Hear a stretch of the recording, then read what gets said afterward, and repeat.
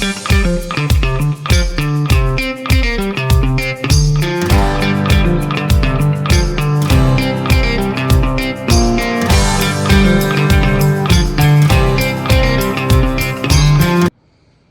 right, old starter out, that's done. Transmission fluid changed. Filter changed with an Ice-Wix filter. Now, one thing, the fluid that came out, it was a little toasty. So I think at the power level we are now, temps have been more of an issue with the transmission than I've realized, especially doing these drag and drives, which are extremely hard to do. So I think it's time to upgrade the cooler. I've got what they call 4,000 or 40,000 cooler coming in. As you can see, we got the grill off. This is actually a GM cooler, and they work pretty well. But the 40,000 one, I think, is like at least double that, if not some more. And that should keep us cooler, because I think that's what's happening. I think we're burning the fluid, and then we're getting more clutch material out of it because the fluid's getting hot and causing some issues there. So, haven't missed a shift. It doesn't act funny, but the fluid's telling us that the transmission's not happy. So we're gonna get this whole deal out of here, get the new one mounted up. Should go right, exact same spot, so no worries there. I don't know if we're gonna have enough hose here to connect to it. I'll have to check into that. I haven't obviously just added another thing to the do list. And our grill is out. This whole thing is beat up, busted up, but there's a few places I'm gonna try to put in some nicer screws to kind of hold this together a little bit better. But that's where we're gonna start at. All right, here we are, guys. The big transmission cooler came in. This is a knockoff of the True Cool or True Flow 40,000 cooler. These things are huge, as you can see. Like, there's still even a mount down there. This is gonna go here up a little bit. This brace gets in the way, so I'm just gonna space it out so there's plenty of room. I would take this off, but I don't wanna take the whole radiator and everything off. I just wanna slam this thing in and get it going. We've got so much to do. But you see how massive that is? Let me pick up something for reference. So there's your bolt compared to that. And then here's the old one. Yeah, a lot better, a lot better. So we're gonna get this mounted up. I'm gonna use the little mounts that go through the radiator. They're like those glorified zip ties. I don't recommend those normally, but as you can see by this old radiator, that's one of the projects next year is to replace this. So, and it's not been broken, but it's already got so many different things pushed through it, and it's got rust in it, so I'm really not that worried. I just need it to work for sick week. That's where we are. New wheel and tires mounted. Those are the two fronts for the Buick, and that's the Shelby fan. We actually run an 07 GT500 Shelby fan on this truck, and it keeps it super cool. It does not fit the radiator. It's not scienced up there and fits perfectly or anything. Starter's done. We've got the grill over here. Yeah, the whole shop's turned into a mess. This bottom tab was starting to break. It's not quite set up, so we've got some JB weld in there. Grill's been repainted. Back still looks awesome. What sucks about this, it's so nice I can't lay like heavy stuff on it like I used to. So like the intake and stuff, when I would take the truck apart, you just like slam it back here, keep on rolling. But yeah, now it's too nice. Next thing we're gonna get into, still working on redoing these for the Buick. We've got gauges and a gauge pod to go up over there on that pillar. What that's gonna have is gonna have our fuel gauge. Oh, sorry, not our fuel gauge. Yeah, fuel level gauge and our O2 sensor.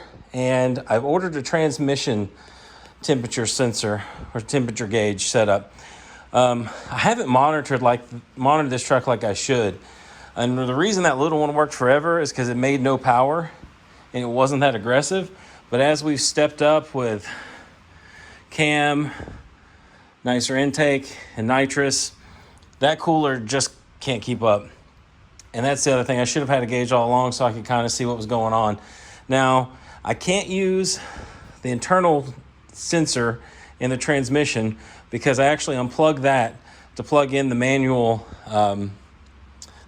box to make this be a manual shift transmission, or like a manual valve body type. So I'm actually, this sensor comes with a little deal that goes in line You splice it into one of the lines for the transmission cooler, which is really awesome. It's not going to be the temperature that you normally see. What we're actually going to monitor is temperature out of the converter that comes here. So that's the hottest part of the transmission.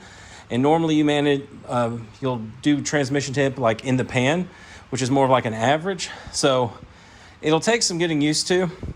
I basically, when I drive normal, need to pay attention to what that temperature is. And even if it reads like 200, notice that that's the normal temperature and that the other side is probably much cooler than that. But I don't even think it'll be 200. I've got one of these on my Grand Prix because the front wheel drive transmissions are notorious for blowing up.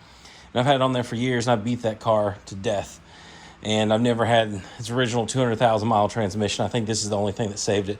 But getting back to this, also too, on sick week in these drag and drives, I have a tendency to drive like a total madman and do burnouts for people and everything. So that's part of the reason why I'm starting to cook the transmission, and I don't want to do that.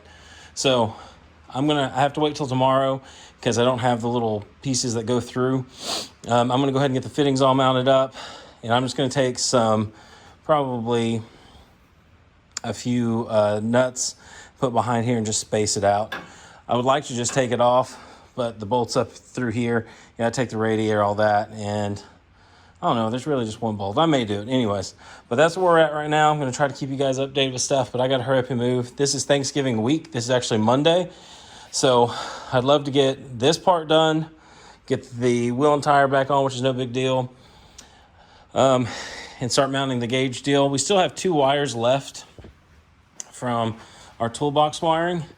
I'll have to open the toolbox to see, but one of these basically is the signal to the gauge for the fuel level, and then the other one is the what do you want to call it, arming switch or activation switch.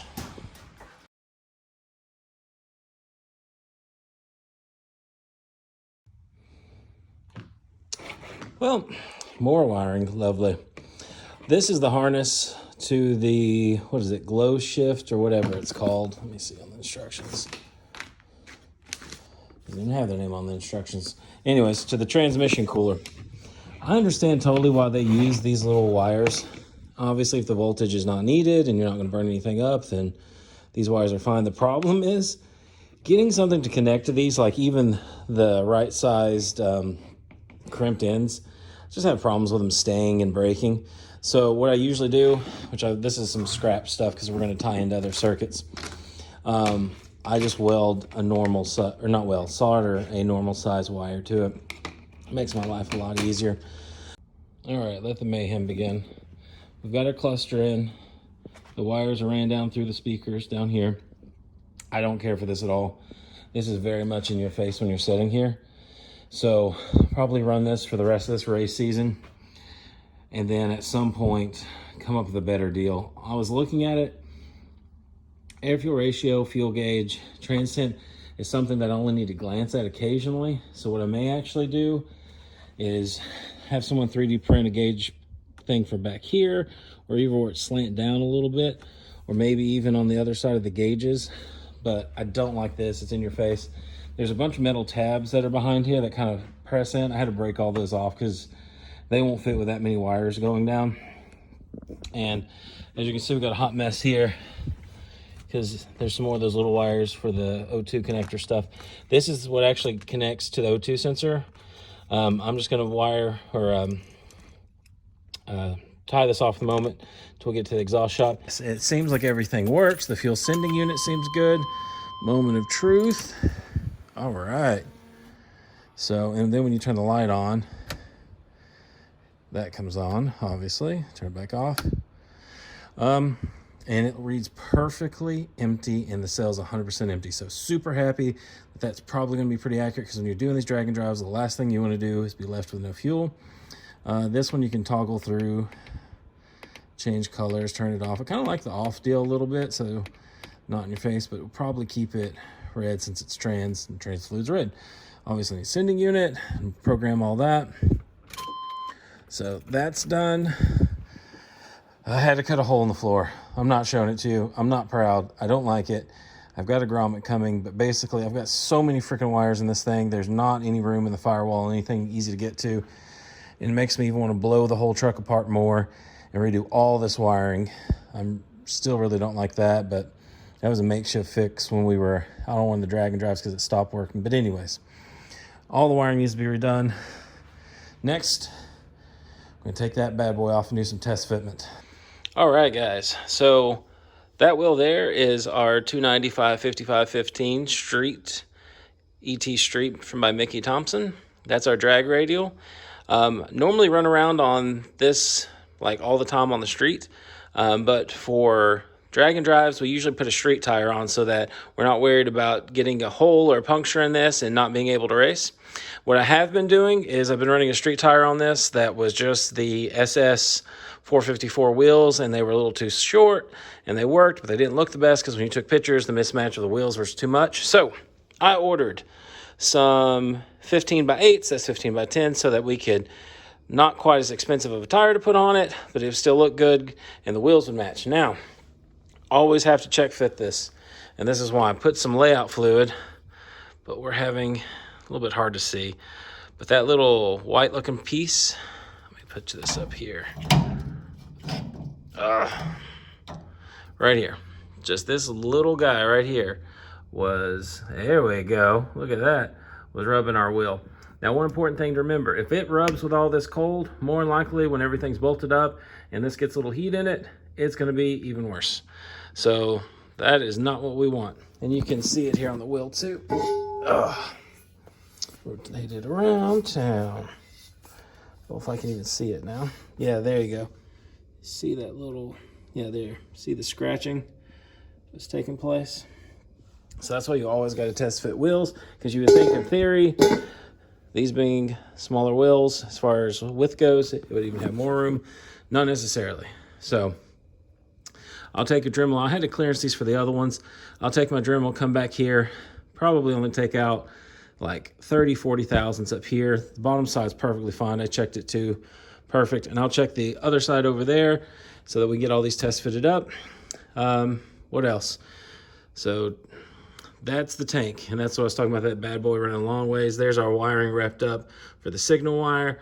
All this stuff has to go for us to run the cell and get rid of this thing and all the weight that it's putting in the wrong spot and the slosh issues. So I'm super excited, but I'm about to go out of town, so I want to get this done. I want to get the tires either ordered or, you know, they'll be here when I get back, and get this thing over to Firestone for an alignment. Mainly this side, it's tilted in a little and that way. So alignment, and what else? Yeah, mainly just alignment. I'm going to have them rebalance that tire too. That's the brand new front runner we put on. There's no weight on it. Most of the time, you don't have a lot of weight on the little 15x4s, but I just think they forgot to balance it. So just going to have all that double checked, and that'll be another thing off our list. I knew if I went on vacation without getting the fuel system pulled, it would be nagging at me. So the battle's been won. Fuel tank's out. As you can see, that's the long tank. This is the front. And that's what I was talking about when it raised up, all the fuel would rush to the back. Your pickup is right down here, especially with how big this gets in the back, because it's actually thinner in the front. With how much this truck lifts, it wouldn't take much to send all the fuel back. So you almost had to have this thing full. You can see on our little picture here, you see how much the front comes in. Not true no prep suspension, but I like a lot of front end travel so I can hook on just about anything. But yes, tank's out. There's carnage. I'm not gonna pick it up. I'm ready to go on vacation. Old OEM fuel filter and lines, and all this cut up right here is the LS lines that they had adapted over. So we are bare on the inside there. When I get back, it'll be time to run the fuel system and get all that started. And it's a good thing to take a little bit of break, because everything smells like fuel, because obviously everything had fuel in it. So giving the shop a week to disperse all those chemicals, not a bad deal. So I've got to put the battery tender on the Shelby. So we're going to get some low temperatures, and I want the battery to be good when I get back. But yeah, guys, when we get back, fuel system stuff starts, and we'll get rid of the fuel starvation issue and get the exhaust fixed. I'll jump underneath here at some point, take a video of that for you guys. But yeah, I'm out of here.